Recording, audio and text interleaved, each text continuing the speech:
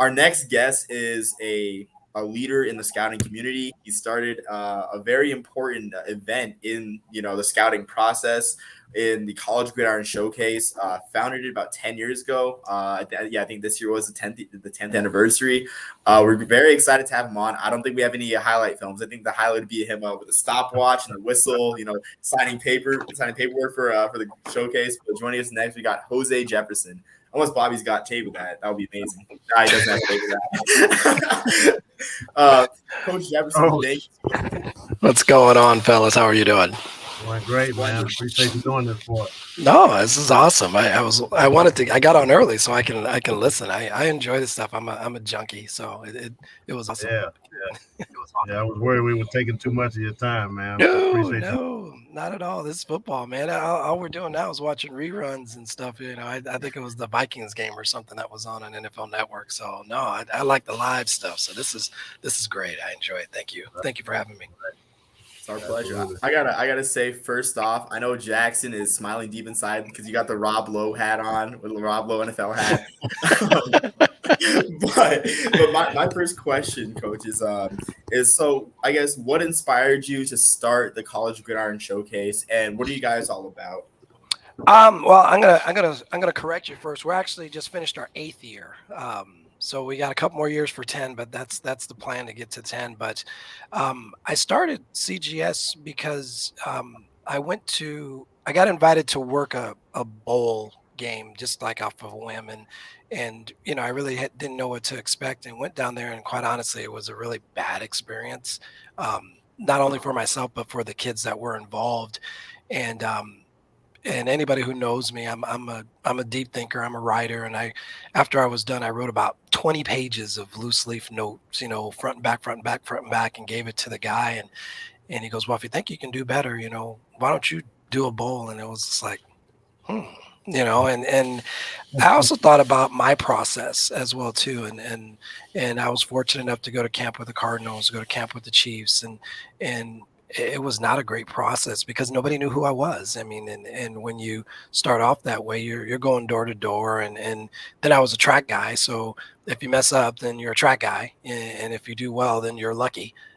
So I just wanted to bring back, and I'm dating myself, but I remember the Blue Gray game, and I remember the Cactus Bowl, I remember the Snow Bowl that were catered for smaller school guys. And I went to the University of South Dakota, which was a Division II at the time. Now it's a Division I.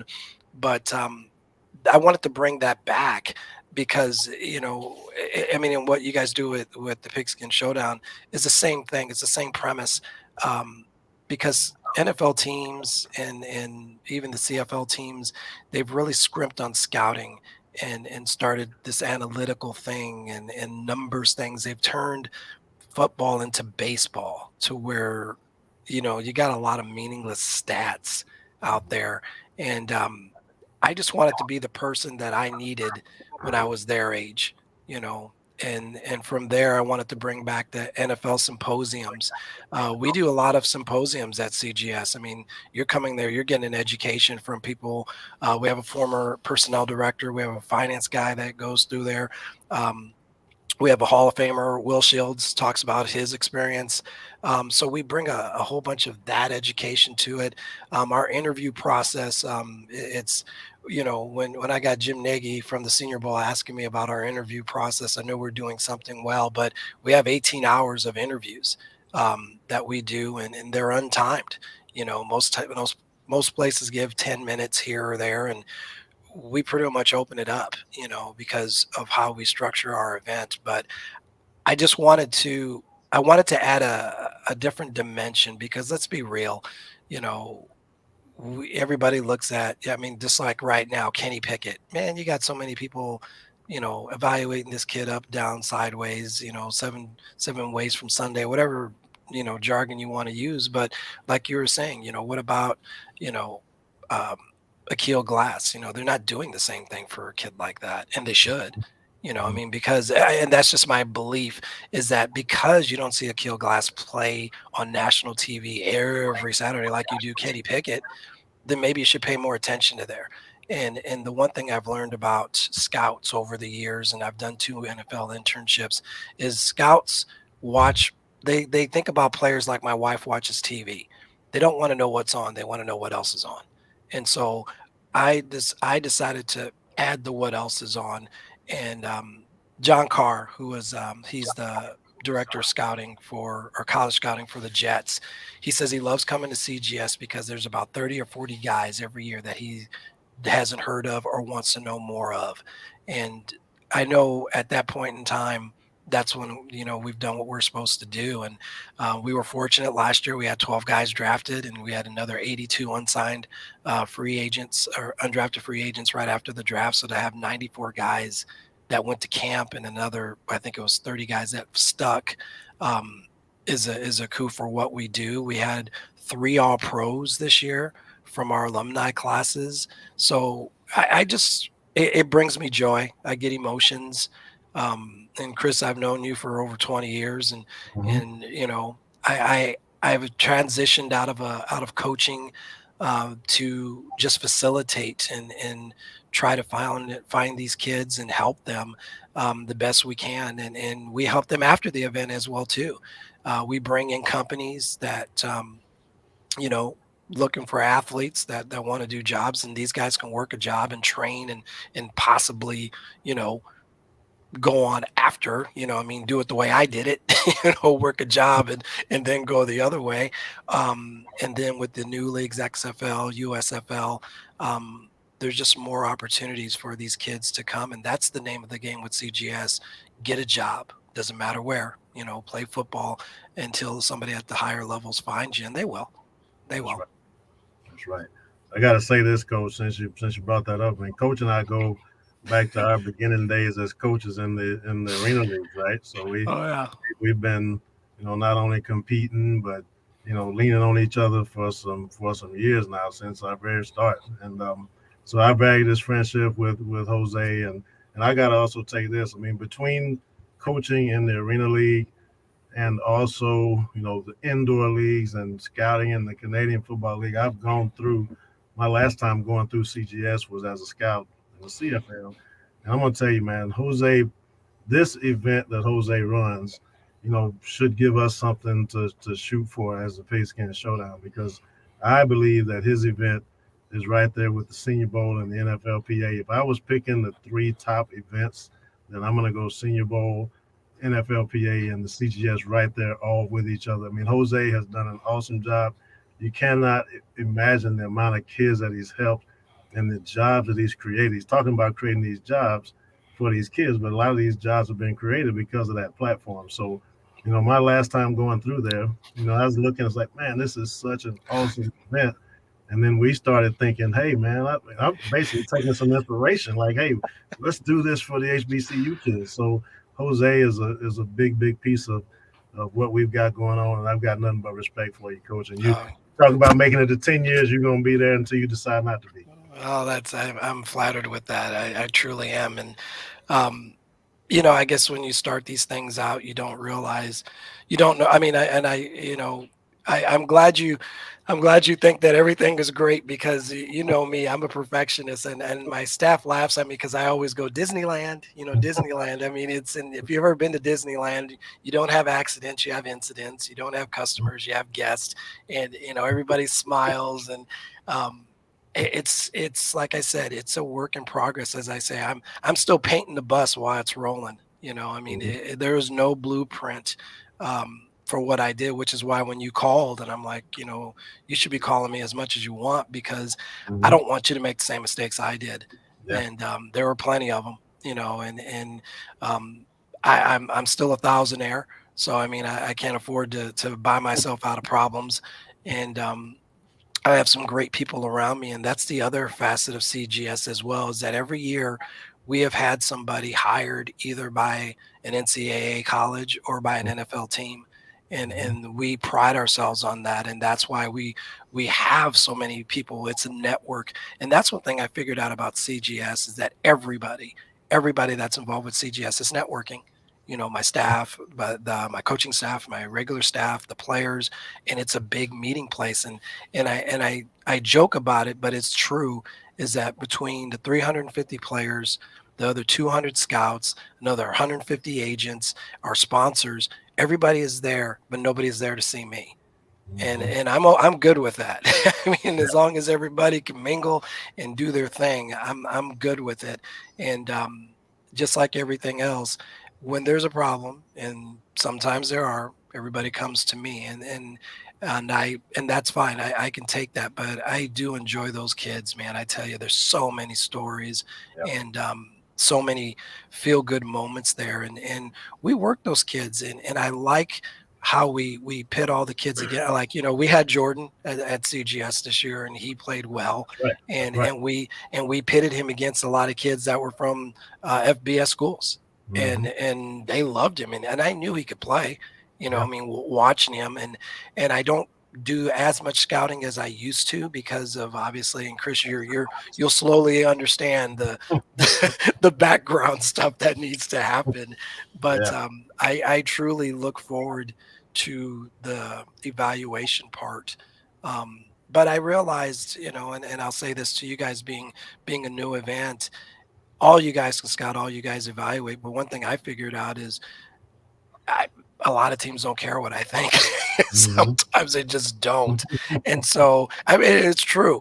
And so I figured we should just provide them a buffet of players, tall rush ends, short rush ends, bigger linebackers, sleek linebackers, because unless you're sitting in those rooms, and Chris, you've sat in those rooms, you don't know what they're thinking, what their draft board looks like. I mean, you got the NFL insiders that'll tell you, but at the end of the day, you don't know.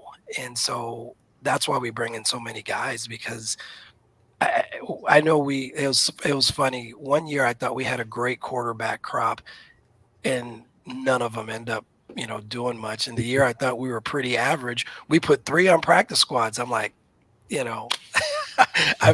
I'm done trying to figure it out. We'll just bring in as many quality guys, grade them up, bring them in, and let the NFL guys figure it out. Yeah, that's right. Coach, I think let's try to talk about some of these HBCU quarterbacks. Oh, I love those guys. Yeah, I mean, we had, like I said, we had Brett from Chowan, or Bryce, I'm sorry, Bryce from Chowan, and and like I said, Jet Duffy. I know I called you about Jet, and I wish we could have taken him, but we were so full at the time. And then Felix Harper obviously was another one that we wanted, but we were full as well too. But I mean, I don't know. The quarterback is so tough because it's different now, because of the monies that are involved, if that makes any sense, truth be told. I mean, you would think guys like this would go in, because when you're paying a guy $230 million guaranteed, you're going to need a guy that's going to play for the minimum. And I can tell you what, a lot of these guys can. And I tell you, the sleeper out of this group, Jawan Pass, that guy can play. Yeah. Sorry, but he can play. Yeah, he can. Absolutely.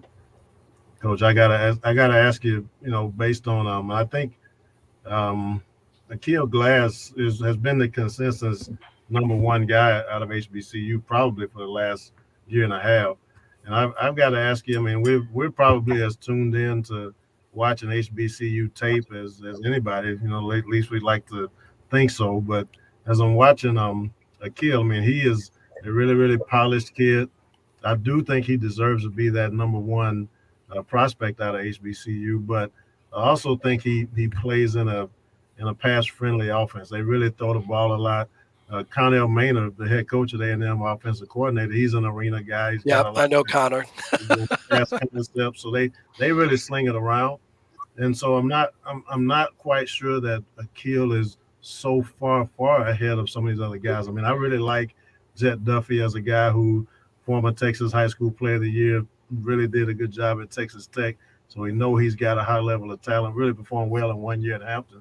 So I guess I got to ask you, how far do you think the gap is between Akil and some of these other guys like Pass, as you mentioned?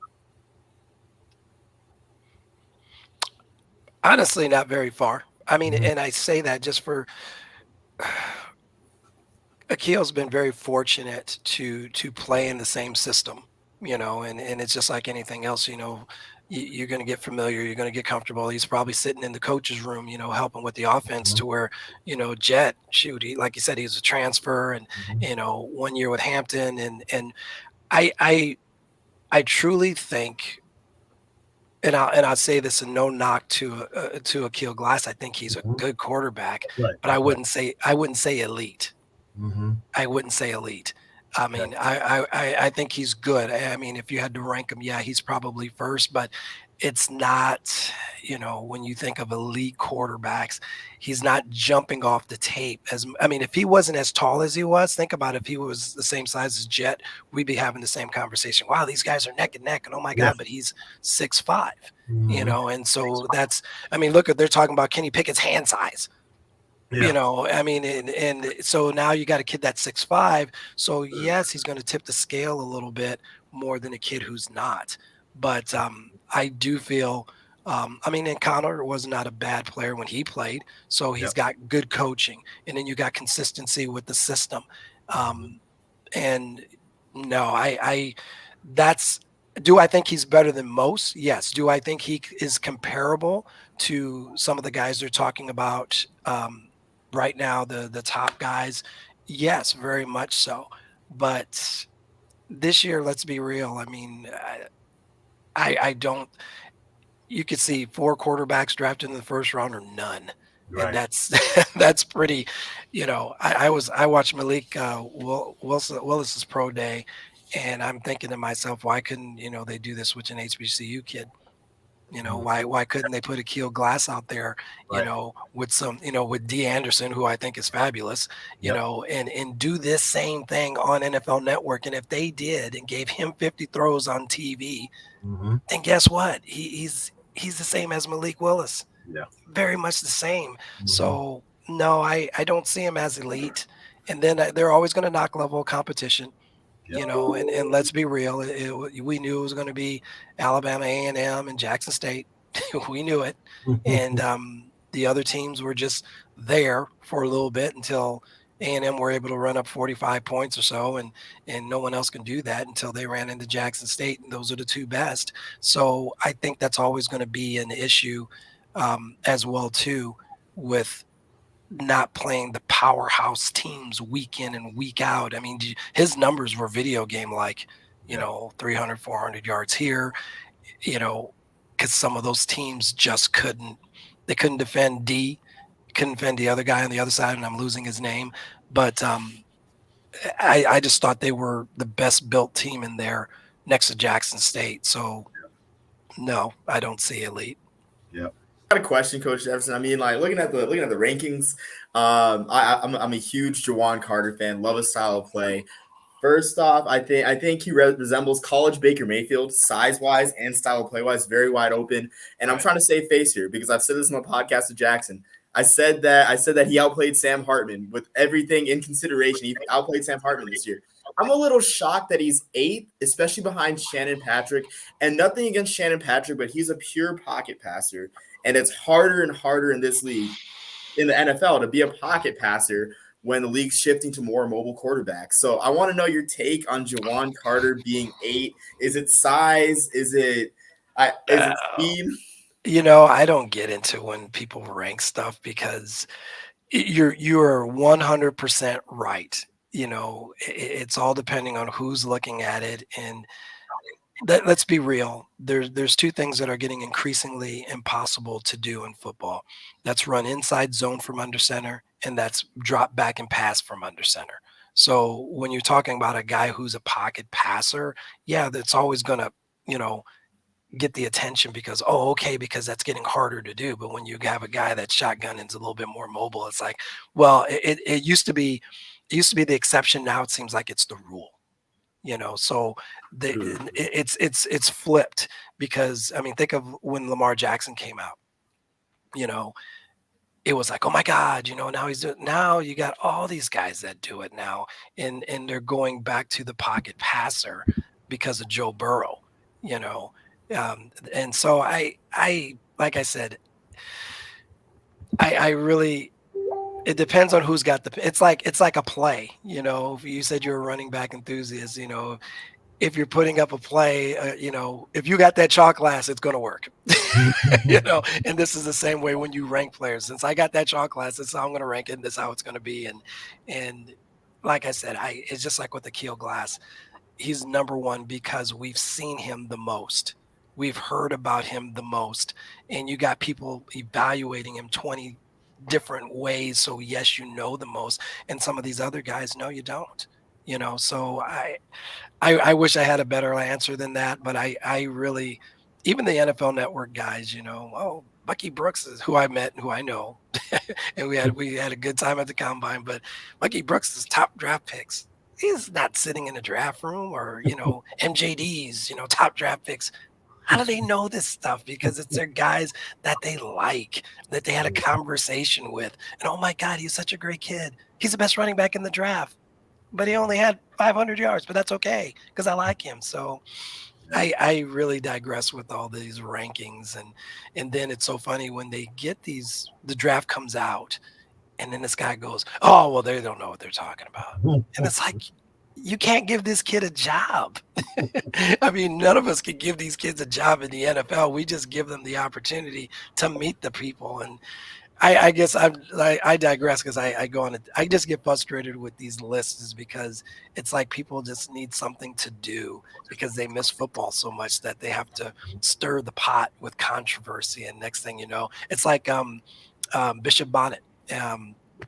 Willie Simmons played for me, 17 years ago or so, and as a great friend. And we talked about Bishop and, you know, oh, he's the best running back out there, but he's only 5'7", you know, and yeah, Willie's going to be biased, you know, because that's his kid, you know, he should be in the NFL. I'm like, dude, I said, he's not even 5'7", you know, he's like 5'6" with, you know, with 1-inch cleats on a dry field, you know, type of 5'7". But, you know, well, I rank him the best and blah, blah, blah, blah. And so it's like, let's see who's going to give him a job. And it's the same with all those kids. Who is going to give him a job? And that's why when I was hearing the thing with Dion, with these teams, that's why some of these kids don't get drafted because they don't get seen. And the people who are evaluating them, that evaluation could hurt that kid if somebody takes it seriously. Well, he's the 8th ranked, you know, quarterback, you know, blah, blah, blah, blah, blah. And I just think that's just so detrimental as opposed to, you know, sitting down with a kid, evaluating the kid correctly. And the most important key, being able to give him a job. If you can't give him a job, shoot, I can evaluate and put him first. He's better than a Keel Glass. Right. And people think I'm crazy, you know, but Coach. One thing we'll admit is we enjoy this process. So we got a couple of although you're very true when what you're saying, but we got to run through these other positions. We got to hit the running backs here real quick. Oh, I'm sorry. Take a look at that, and then we'll roll out. And I don't mean to talk over you, Omar, but I know how to cut Coach off. You take it, Omar. So looking at the list here, I mean, a lot of intriguing prospects, a few that we've had on. Kingston Davis, very powerful back. Ezra Gray, shorter, I won't say small, shorter, more power, shorter, I guess, more explosive back. Isaiah Todd had a great tape for North Carolina Central, not as many carries. Jermaine Martin is a back that intrigues me, especially this 2019 season. A big back, 220 pounds, but very explosive. I think about 7 yards per carry. Brett Silve, you love fullbacks, you love Brett Silve. You know, another short, powerful back there. Stafford Anderson, you know, you just saw him today. Great guy, great back as well. Another powerful back. Ladarius Scullin's an interesting one to me here as well.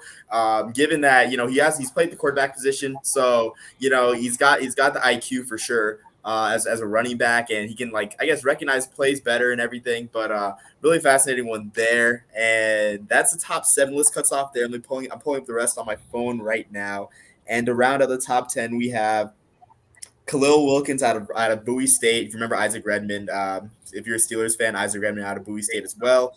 Malik Stevens out of Edward Waters, and then Don Shell-Jen out of Fayetteville State. Might be as saucy as J. Cole coming out of Fayetteville. So that's our list right there.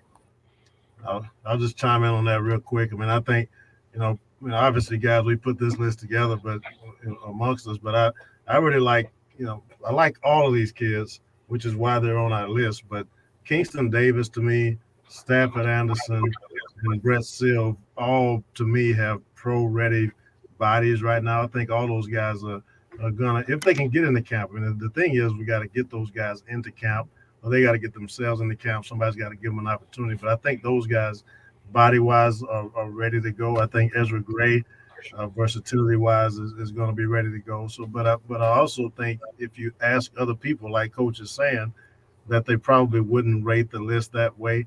But I think running backs is a tough position to evaluate, and based on how we evaluate it, that's the way that we rank it. So how come no Bishop Bonnet on this one? You know what, Coach? I mean, I thought about. I know. I thought about. I'm calling Willie right now.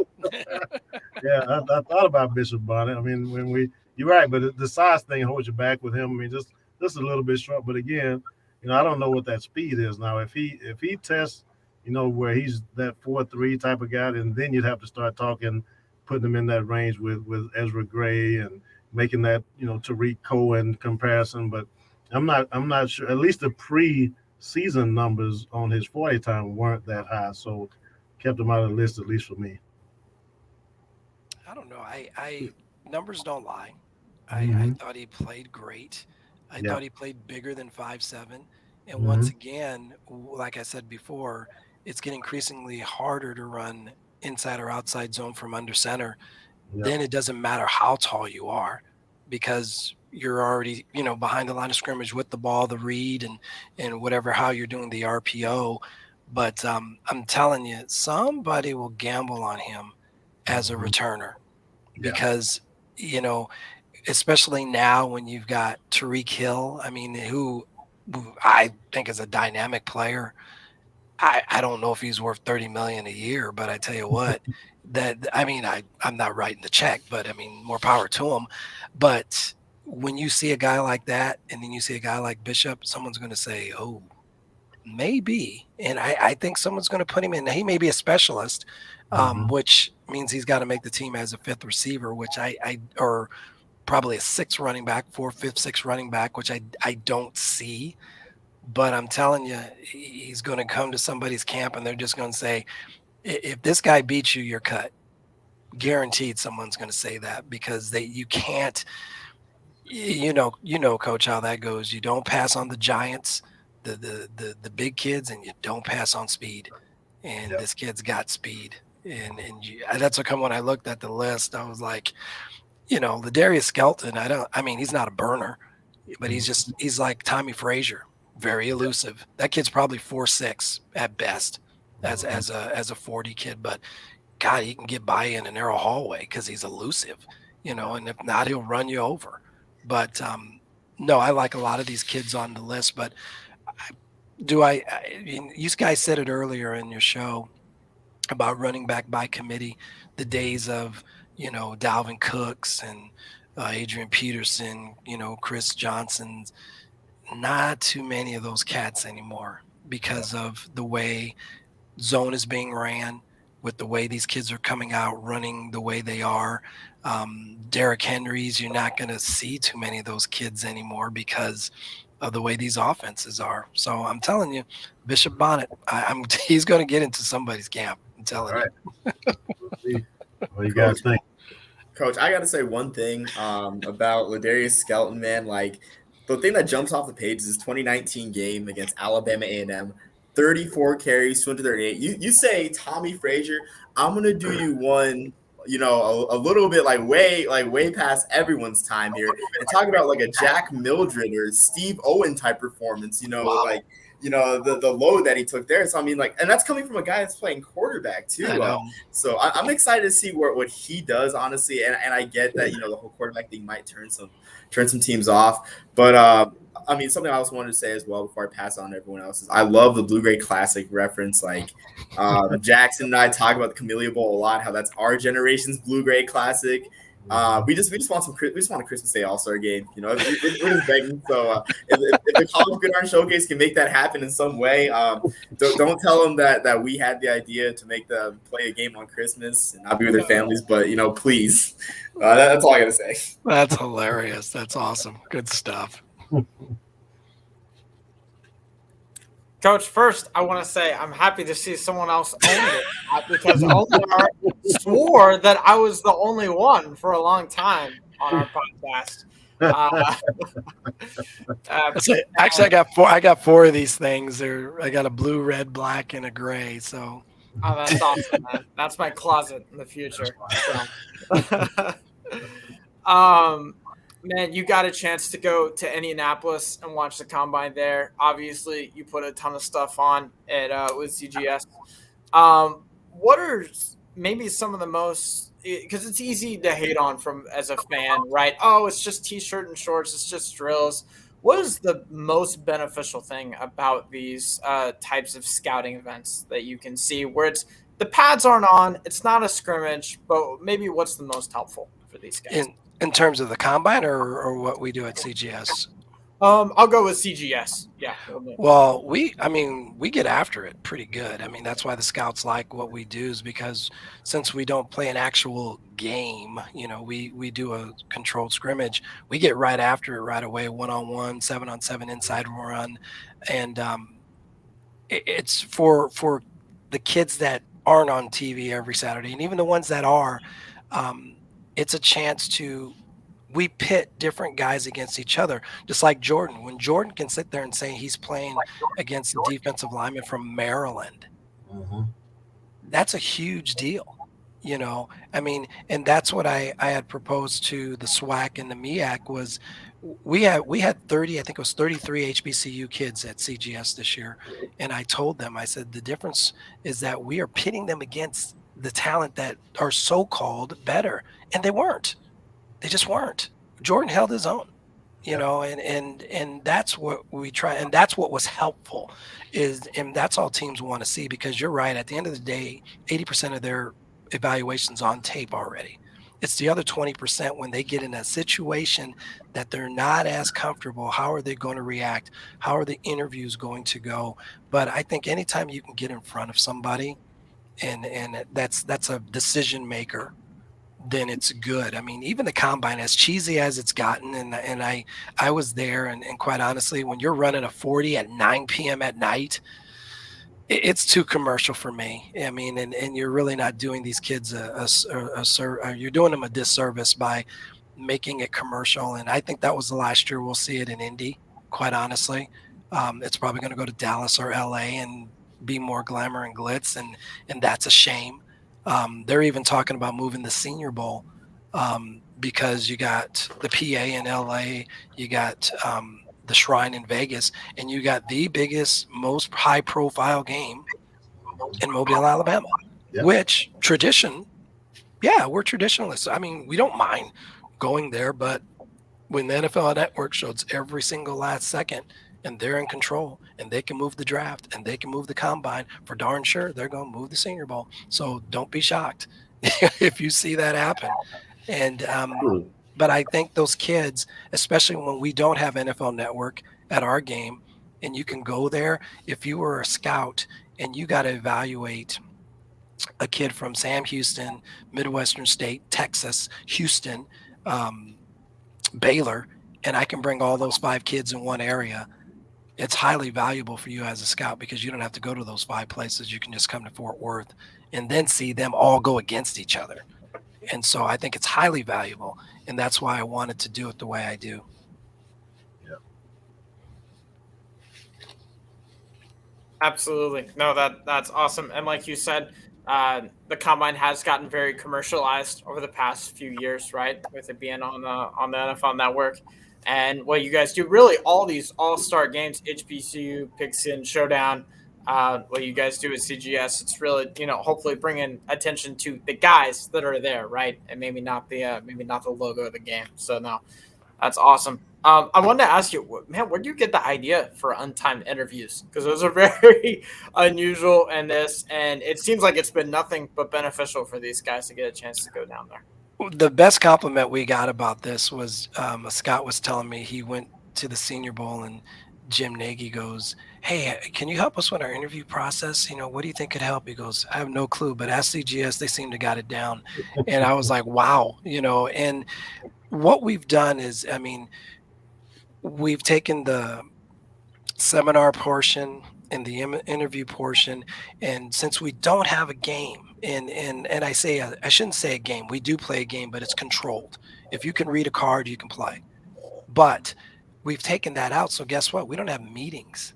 We don't have film. We don't have to do that. So with that time, we've opened that up to interviews, and scouts love that, to where they can sit and, they're not on the clock with 10 minutes as they are in the combine, and they have to figure out what's the best question to ask.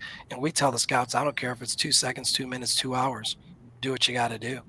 And they love it. And every single kid gets talked to, and it might be a short interview, and then you got kids that don't leave the interview room. It's a big ballroom that we have, and we have tables all over. And then we incorporated an internship for kids that want to, or I shouldn't say kids, young men, young ladies that want to get into scouting, and we turn them into runners, and they get to work with this NFL team for 3 days as a runner. I mean, and I know there's these scouting symposiums or seminars, and they teach how to break down film. We're actually having you work with an NFL team, and that's invaluable. And the scouts love it. Just imagine if you were scouting for, say you're a Bucs fan, you're scouting for the Tampa Bay Buccaneers, and I give you a kid and say, hey, Jackson, this, Joe Blow here is going to be your kid, and you're sending him to get however many kids, and he's running back, and you don't have to leave your table, and you're getting your interviews done. And so I really think that's probably a feather in our cap that we've done that.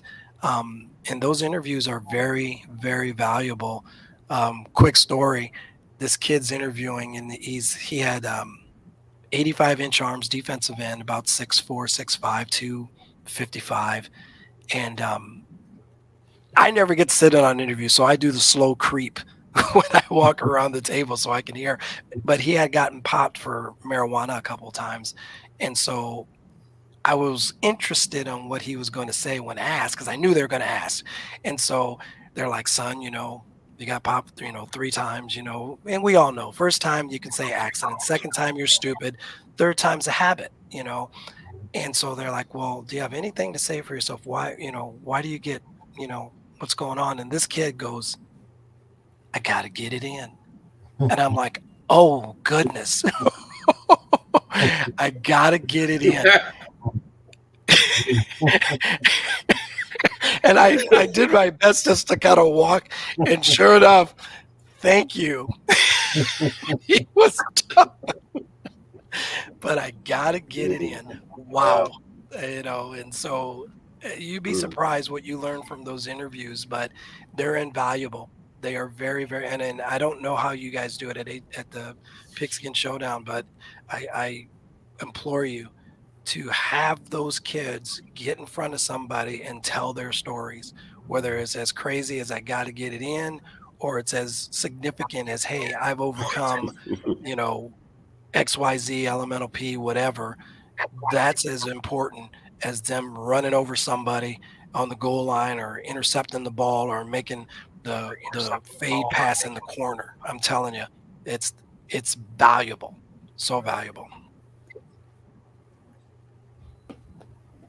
No, absolutely. That's awesome. Like you said, that's Jefferson. The most important part, right? And that's the part that you can't get off of the all 22.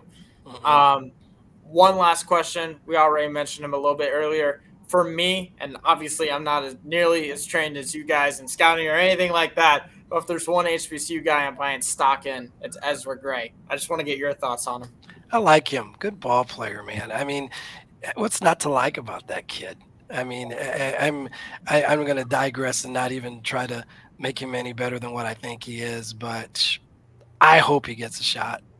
I truly, I mean, just like all these kids, but I like that kid. I do. Special kid on film. I mean, I have not seen him personally, but just the little that I have. But yeah, like I said, I assumed I was going to get a question about that from you. So, or about him. And I can tell you, man, he is just every bit as impressive talking to him for sure. And awesome. Thanks so much for coming on. You've been so generous with your time. Thank you. Appreciate it.